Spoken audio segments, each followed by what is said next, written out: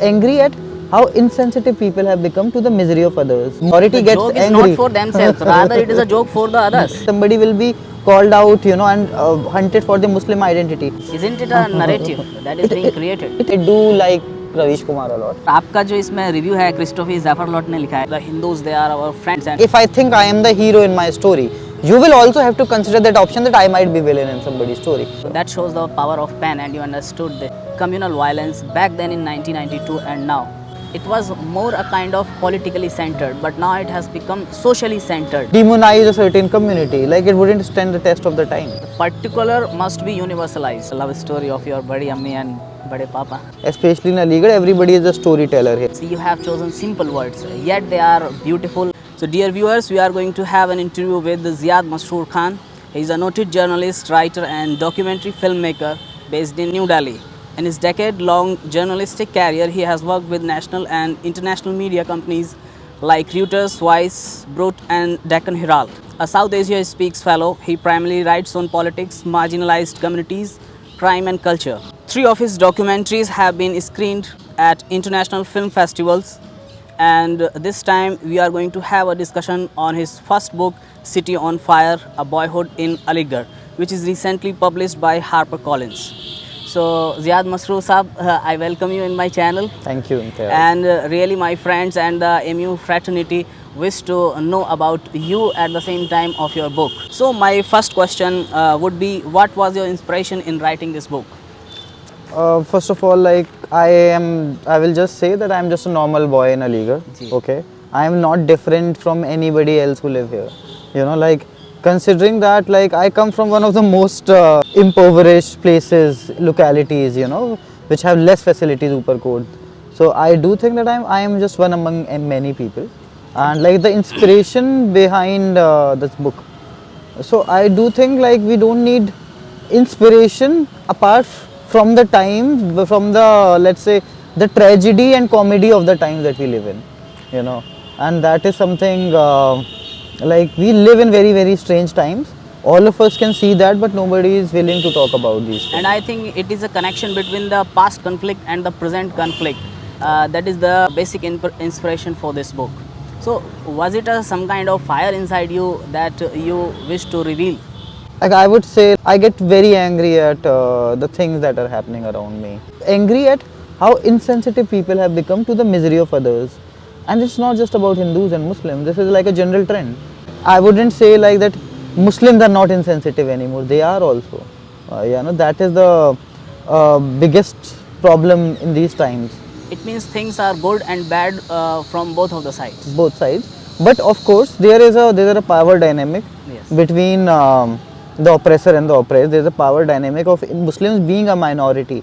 I won't say that like both sides are equally to blame, because the one who is powerless, when that person angry, it becomes a comedy, it becomes a joke, it is not equal. So like, but if the majority The gets joke is angry, not for themselves, rather it is a joke for the others. yeah, ये वाली बात है कि like it's a fight between an elephant and a mouse. swan. I'll say swan, Oh. and like that is something, like you can be very strong and you can be very brave as well, but at the end of the day, like problems are in both sides, but the power dynamics of Muslims being a minority in India, they are more at threat, like it is like media will make us believe that we are Muslims are a threat right now, and even some Muslims believe in that, but that is not the case. Like Muslims in India are one of the most tolerant people around the world.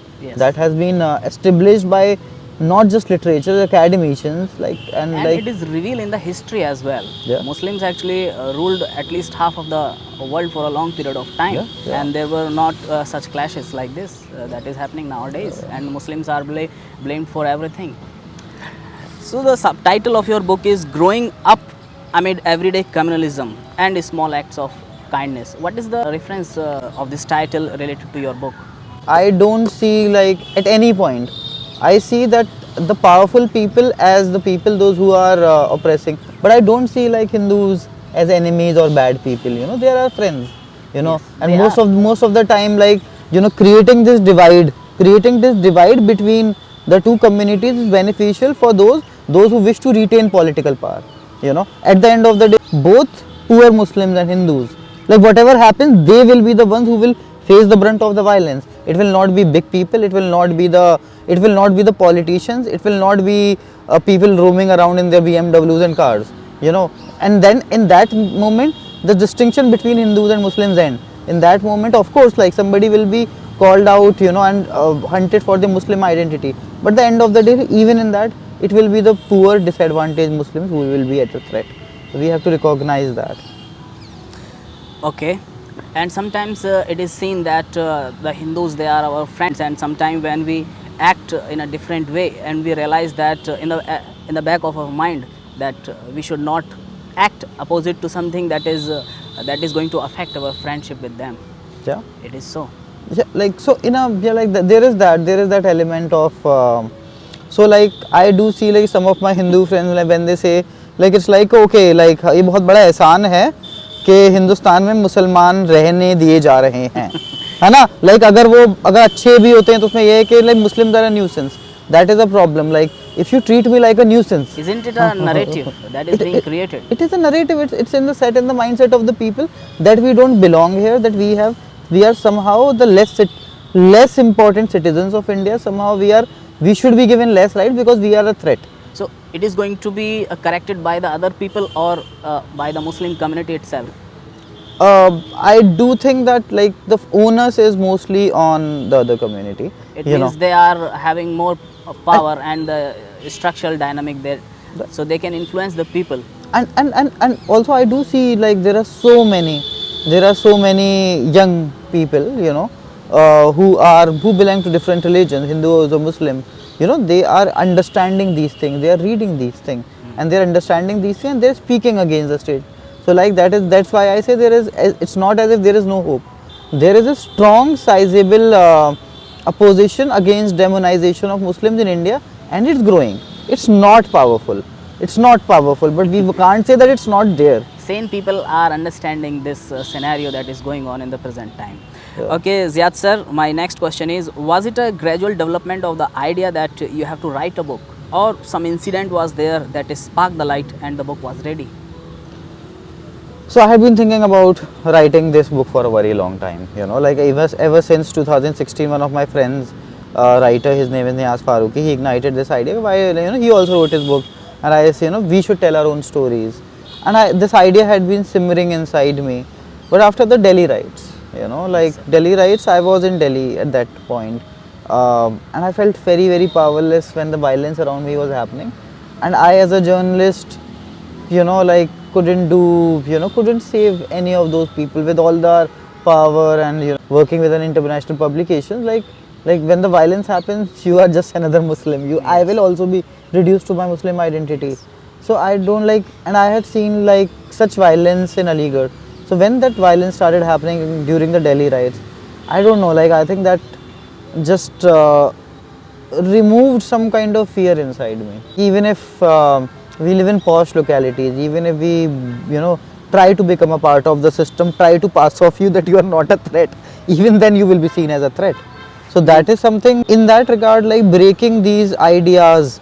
I do see like it will, if there is this demonization of the Muslim community has to end. This will only happen when you start telling our stories. That is where the Indian media has drastically failed. Either they don't portray the stories of Muslims, they are invisibilized in Indian media, or either whenever they are portrayed in Indian media, they are either portrayed as problematic people, dangerous people, or a nuisance to be dealt with. Let's backwards, uncultured. So when the power of the narrative is totally taken away from you, what are some of the chances that you can start telling your own story? Of course, I would consider that I was a journalist and I had that opportunity to take my book someplace.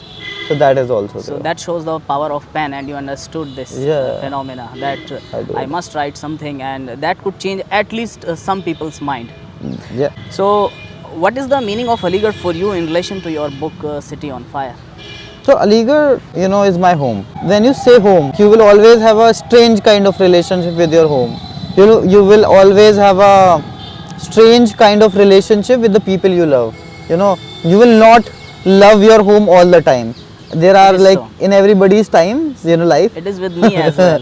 you will start hating your home too. You will start seeing its problems. So I do see Aligarh's When we problems. see our own people and they are creating so much of pain inside us, then we feel Yeah, dejected. yeah, yeah, we Yes. do, we do. So, Ziyad sir, in relation to your book City on Fire, and you have mentioned about the communal violence in 1992, and then you link it with the Delhi violence in 2020.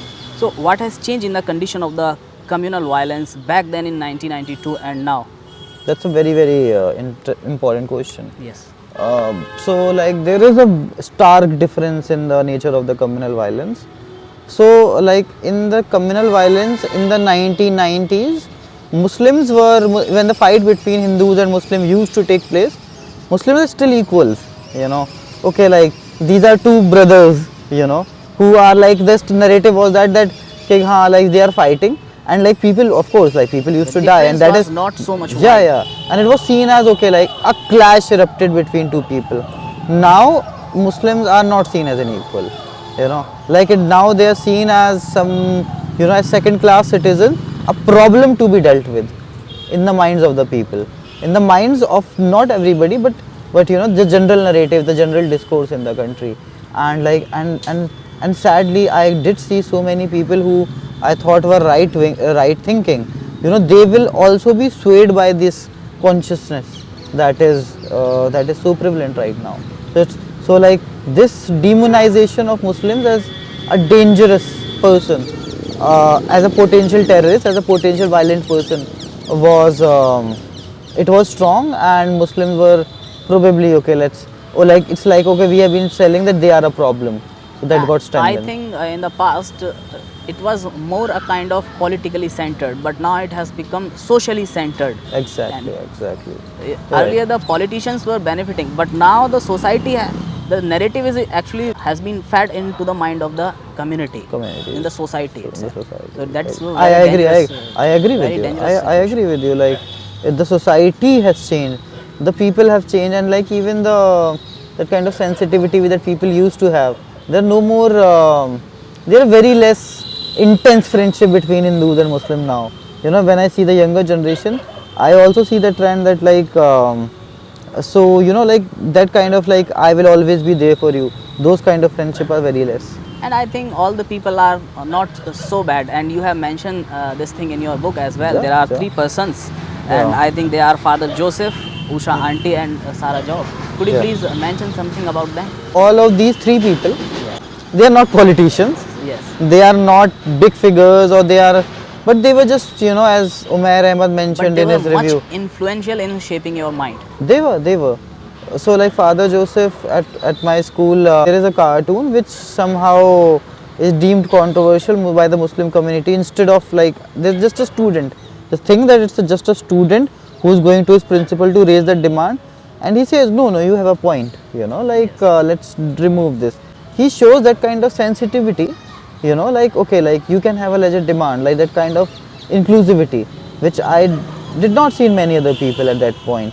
And, like, of course, considering that I was a Muslim coming from a ghetto, and, like, I was not traditionally a very a student who should be respectful. I was not the son of a very big And person. the teacher has the power. Power, teacher has the power, of course. Usha auntie, when we went to her, like, she just, instead of being listening to many of her neighbors who advised her against keeping her as tenant, she did give us a house, So, like, these are not people who are doing big things. They're doing people who are doing very, very small niceties, Small small acts of things, kindness. small acts of kindness which shaped my life, and Sarah Job ma'am was very important. She was my teacher at St. Fidley's, and when I wrote a very controversial essay in my school, so instead of, like, shunning me away or considering me problematic, she listened to me. She tried to make me understand, and so she gave me a space to be myself and telling me and correcting me things. So that is what I do see with powerful people and elite educated people. The moment you disagree with them, they will start considering you, okay, like, that person is not fit enough for a discourse, and in that moment you start alienating those people. And like in that regard, that's why I say like we shouldn't. The writing of the book is not to alienate Hindus or but start a discourse that between Hindus and Muslims, that there is a problem of resentment, between communal resentment between Hindus and Muslims, that needs to be addressed. At least we must say of our feelings, what we have faced in our life. Exactly. So Zeyad sir, my next question is, can this autobiography of an individual, means yours, be the representation of many Muslims? Yeah, of course. Like in this times, the times that we live in, like storytelling becomes a very, very political tool, and I do hope more young writers, like use the tool of storytelling to write stories, because this is also very political, because right now, like this is a time when there is a lot of invisibilization and criminalization of Muslims and in the general media, and if we don't tell our stories to people, and then we will eventually be consigned to the margins. So this is of course a political tool. Also every and like even when you tell who you choose as the subject and the setting, and why do every setting has to be a foreign local, like why do every setting has to be Delhi? Yes. है ना? Like can't we tell good stories in let's say in small ghettos in Uttar Pradesh? The particular must be universalized. Yeah. And sometimes it is so that the greatest of the literature, they were actually very particular Yeah, in sure, their sure, genre, sure. and then they were universalized. Yeah. Now see the story that Homer writes and Dante Alighieri. So Homer writes of Greece. Now their stories, they are universalized. Like and like I do think like matlab, you don't have to go to any very strange locales to tell a story. You just have to find the right emotion and right context to tell a story. So that is very important. You dedicate this book to your father. Yeah. My father was when I was, let's say, I was more of more to slightly more religiously provocative Muslim. Somebody who was very charged up. My father was a very, very calming person who would tell me, okay, like, and because he has seen the world very, very up close, so like he was a very, very practical person, very, very pragmatic person, and I used to have a lot of fights with him, and that kind of, I do see that kind of symbolize the fights between let's say two schools of Muslims which are also stay in India. One is a liberal Muslim, who will say that no matter what we will stay here. This is our home. This is our home. And then there will be somebody who will say that like we have to fight. I do think the best way is to somewhere in the middle. You have to fight. You have to fight with your words. Right now that is the time. This is the perfect time for those things. So like if we have to pick up our pens, we have to back in words. And one more thing, like when somebody talks about fighting, okay, like this era is not of you cannot pick up a sword and solve problems. The wars and the battles have shifted to the media.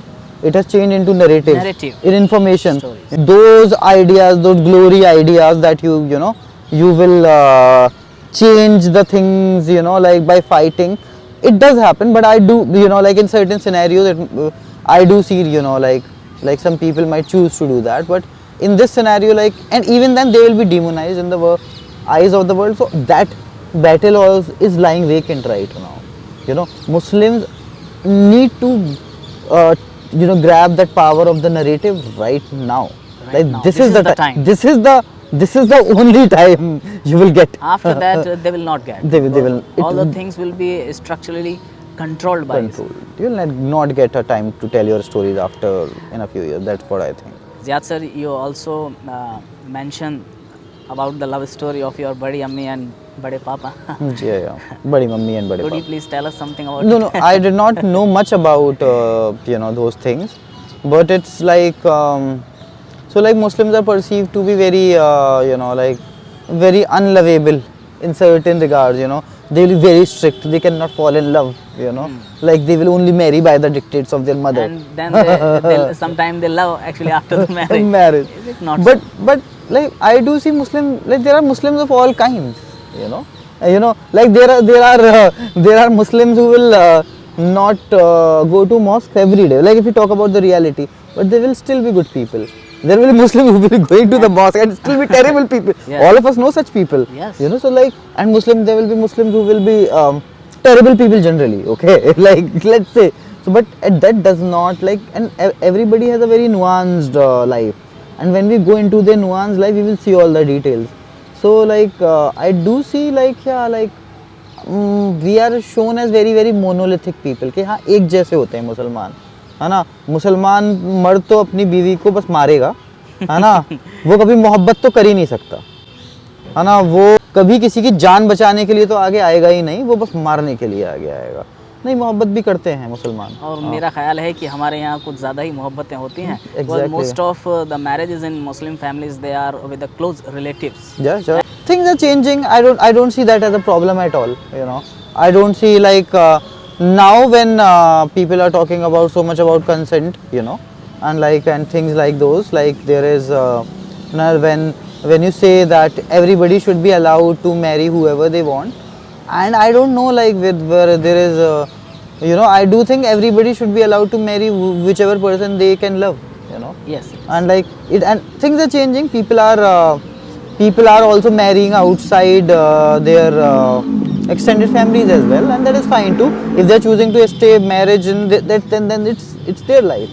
I am nobody, or not a person of another community who thinks that he is intelligent enough to comment on these things. They don't have the power. Sorry, you don't have the power. So far we have talked about the theme of your book. Now I must say about the technicalities and the beauty of the language that you have explored in your book. So you have chosen simple words, yet they are beautiful, and the arrangement of words they are so nice. So from where did you get this technical inspiration? So one thing that I keep saying, telling people, like the first of all, when I started writing the book, I did know that I had the content and the stories, and like if you go to anybody in Aligarh, or especially in Aligarh, everybody is a storyteller here. Every person sitting at a dhaba, or even every auntie telling her stories to anybody is a storyteller. But the point is, English is not our first language, you know, and it is the language which is accepted. So like if you have to tell stories, but you have to understand that language. And I am telling you, when I started writing, I was not that good at it. You know, like I was like, I won't show my first draft to anyone, you know. But then I started writing, and then I say, okay, like ये जो बड़े writers हैं, मतलब ये कोई, या फिर मैं, या कोई मेरे बारे कैसे लिख दिया, तो मैं कहता हूँ कि भाई हैं तो इंसान ही ना, है ना. लाइक अगर तुम यहाँ से काटोगे तो खून ही निकलेगा, है ना. तो मतलब एंड लाइक इफ अगर आप अपना ध्यान लगा ले इस वाली किसी भी चीज़ पर, मैं कहता हूँ अगर आप लोगों ने अगर ये वाले ध्यान लगा लिया कि मुझे अपने ये मान लिया अपने दिल में कि उनको ये वाली बात करना है, वो कर लेंगे. I started reading a lot of literature. I saw how good writers, how great writers, how do they use words, and like if they can, and I did also, instead of copying them, I got inspired to use it in my own way by localizing them. The similes that I use are of local Muslims. You go, okay, these are the techniques that I use. So I read a lot, and I just also, there is one more thing. There are 2-3 things that people should one is if you start lying, you know, when most people write or tell something or are in front of a camera, I don't know, like there is such a, they will tend to lie, they will tend to be fake. Why do you have to be fake? Don't you think that you can be yourself and still be relevant? It is irrelevant. Like, we are fine right now. We are not. So that is one thing. So you have to be honest. You know, people will see all of those things when you write. And also, apart from honesty, there is empathy. If I would have, let's say, demonized a certain community, like, it wouldn't stand the test of the time. Yes, it is. You know, and that is not even what Islam preaches. That is not, like, Islam doesn't preach demonization. Like I don't know, like it preaches like, I don't know, like there are different interpretations of all of those things. But like being nice to your neighbor, you know, like little things, you know, helping the poor, you know, like, and like not lying. Islam is very easy to understand. Just don't harm other people. The basic premise of Islam is not to harm other people. You know, there are many interpretations, I do understand, but like the main premise is not to harm other person, not to lie. And like if you know, like if you try to include and that is also what great writers have been doing along the centuries and all the centuries. They are not telling very strange grand ideas. They're talking about simple things. You talked about Dante. Simple things are Simple, great. simple things are great. Yeah. Yes, it is. It means first priority is great thoughts, and then the language evolves. Sure, yeah. First, and then you have to give your heart and soul to the language. It should be speak of honesty. And I think your writing have some kind of relation with your emotions and the life that you have faced. It did have. So like one technique that I use, I don't know whether I should give it away right now. So like I will not. When I was angry, I will write about an angry part of my life. When I was sad, I will write about a sad part of my life. Instead of trying to, I will organically be like use the writing. There is a famous critic, his name is Longinus. He says that if you want the story to be interesting, then you must begin the story in the middle, from a curious part. Yeah. And I think your story begins with that curious part, with the prologue. Sure. So like it was a very deliberate choice, of course, to how to start. So like if I started telling about Upar Kot, there will be some audience who will say, who will not be interested. Why is somebody talking about a ghetto? Why is that important? But of course, everybody is very interested in the violence between Hindus and Muslims, and that is what this book is also about. So like it was deliberate action to take the people in the heart of the story. That's how you begin. And you mentioned about Bablu the hero. Yeah. Could you please tell us something about Bablu? So Bablu was just a very, very strange character in our school, conductor, and he was not any sort of hero. He would not look like a hero. No, but he was very handsome, by the way, and so many. A bus conductor. Yeah. Like he was not a bus conductor. He was collect fees from students. He was sort of a contractor by the bus transport wala banda. So, but he was also very simple. People used to make fun of him and everything. But yeah, like and then he went on this bus with us, and it was a very, very scary time. Like right now I can talk about it, but when I think about it, I stopped thinking about for a few years, and I am sure everybody, like there were a dozen of Muslim boys and girls in that house. Like when something bad happens, your mind tries to erase it. And I've also actively tried to erase it, but I know you can't. But like somebody was trying to kill you, yeah. So, but I did try and sit down with my thoughts and what was happening. So Bablu was very, very important. Like he was doing his job. He was not a hero in a very grand way. He's a very simple person who says nobody should kill a child. He's a very simple person, and that's important. And that is where heroes, the heroes will not change the things, not change the thing. A hero will sometimes save somebody from dying.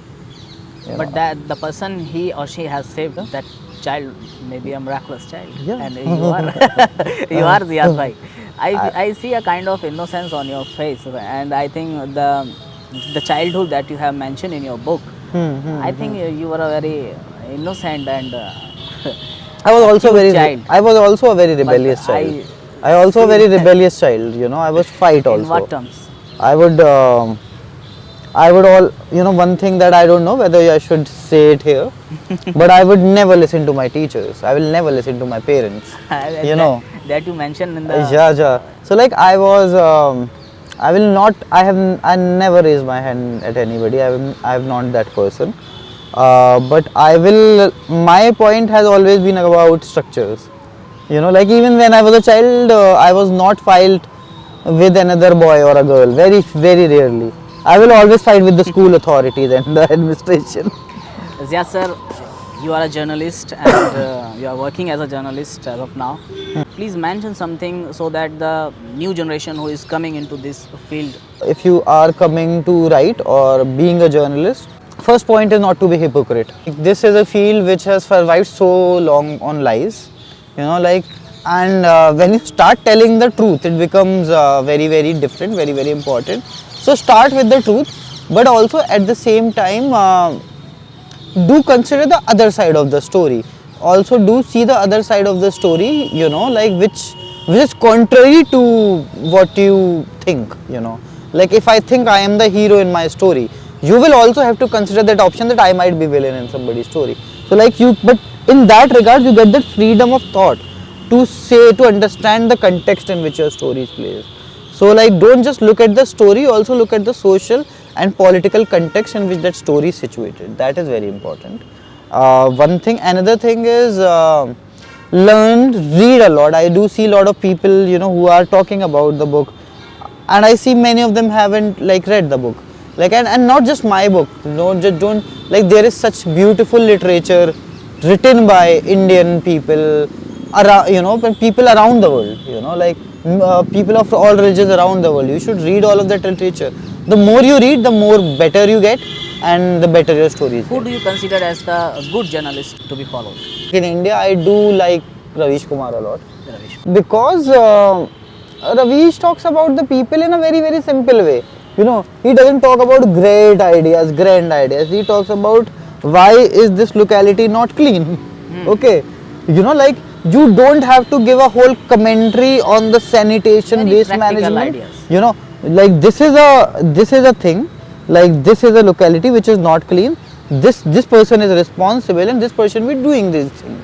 So sometimes, and to you know, create a career out of telling stories of normal people which otherwise most people don't. I do think Ravish is a really, really great example in that. So here, Ziyad sir, I rest my questions, and if you wish to say something to our audience, please. So one thing that will always hold you back, like, आप कुछ भी कर रहे हैं, तो like कुछ भी कर रहे हैं, अपना बिजनेस कर रहे हैं, आप कहानी लिख रहे हैं आप, तो देखो, सबसे पहले तो डर तो आता ही है ना. Like, सबसे पहले, you know, like, you will have to fight.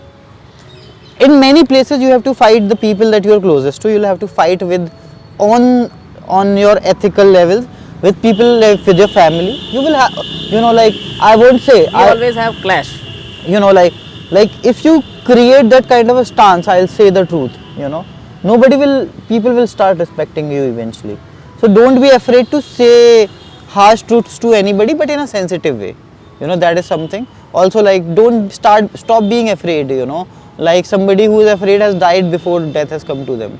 So stop being afraid, but at the same time be sensitive and empathetic to everyone you meet. I think that is enough for a life. If Ziyad sir, if you have any question for me, then you can ask. No, I think what Imtiaz is doing is incredible, because telling, you know, like, using this initiative, you know, like, to tell the story, to talk about important ideas, it needs a lot of self-motivation.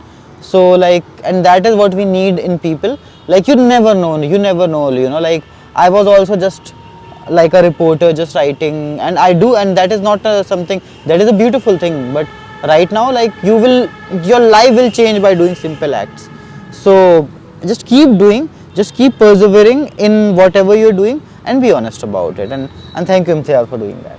So, dear viewers, this was the story of kindness, the search for small joys amid chaos, the self-deprecating touch that make this autobiography so helpful, so heartful. So, I thank Zeyad Masroor Khan sir. Thank you very much, sir. Thank you, Imtiaz. तो बहुत अच्छा है, मुझे तो अच्छी लगी है किताब, खासकर एकदम मैंने शुरू में पढ़ा और फिर मैंने जब लास्ट पेज पढ़ा तो एकदम मज़ा आ गया. खासकर ये जो आपका सेशन है ना, ये देखिए, ये जो आपने शुरुआत की ना कहानी की, ये जो प्रोलॉग है, मतलब शानदार है ये. मतलब यही असल में तरीका होता है किताब को लिखने का. हाँ, आपको ऑडियंस को पकड़ना है, आपको पहले ही पैराग्राफ. हाँ, इसमें अब वो जम गया है यहाँ, अब वो शुरू करेगा. तो मतलब वो है कि आपका जो पहला पैराग्राफ हो, वो ही सबसे इम्पोर्टेंट होता है, वो सबसे इम्पोर्टेंट होता है. देखिए, आपने लिखा है, perhaps home is not a place but simply an irrevocable condition. So really James Baldwin. और ये आपने देखिए लास्ट में जो आपने एंड करने का जो तरीका है, वो भी मुझे बहुत अच्छा लगा, कि जब आप अपने पापा से कहते हैं कि once after the riots ravaged Upar Kot, I asked Papa, why didn't he leave Aligarh for Pakistan like his brothers had? It's my home. How could I ever live if I left my home? He said and kept on shaking. यानी कि मैं कैसे जाता, ये तो मेरा घर है, क्यों पाकिस्तान में? मतलब वो भी है कि लाइक आपकी कहानी जहाँ से शुरू हुई थी वहीं पर ख़त्म हो जाती है, होम के बारे में. और आपका जो इसमें रिव्यू है, क्रिस्टोफी ज़ैफरलॉट ने लिखा है, ये मैं बहुत पढ़ता हूँ अखबार में. ये इंडियन पॉलिटिक्स और पाकिस्तानी पॉलिटिक्स के बारे में लिखते हैं, and he is a French political scientist. Really I like. तो डियर व्यूअर्स, ज़ियाद सर की जो किताब है उसका टाइटल फिर से आपको बताता हूँ, city on fire, a boyhood in Aligarh. तो बहुत ही अच्छी स्टोरी लिखी है, लैंग्वेज भी बहुत शानदार है, मुझे तो पढ़ के मज़ा आया। और ये किताब जो है आप हार्पर कॉलिन्स के स्टोर से भी खरीद सकते हैं, अमेज़न पर भी अवेलेबल है। और ये अलीगढ़ में अनवार बुक डिपोट पर है, जो कि शमशाद पर मौजूद है, शेर पंजाब के एकदम नज़दीक। तो इस किताब को ज़रूर ख़रीदें और पढ़ें। Thank you very much.